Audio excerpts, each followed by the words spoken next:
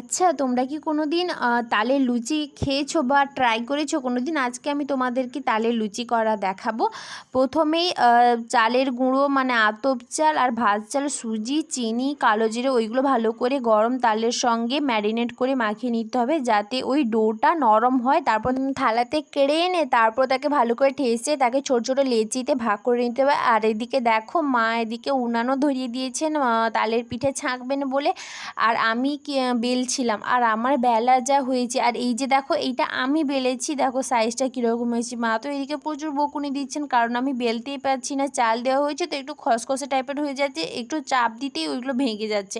আর দিদিকে ছাঁকা হয়ে যেতে দেখো আমি এখানে খেতে বসে গেছি। আর আমি কিন্তু একা খাইনি, আমি আমার পিকুকেও খাইয়েছি। আমার পিকু সোনা মানে আমাদের বাড়িতে একটা খরগোশ রাখা হয়েছে যার নাম পিকু। আর তোমরা প্লিজ আমার চ্যানেলটিকে সাবস্ক্রাইব করো আর তোমরা যাতে আশীর্বাদ করো যাতে আমার 1K সাবস্ক্রাইবার পূরণ হয়ে যায়। বাই।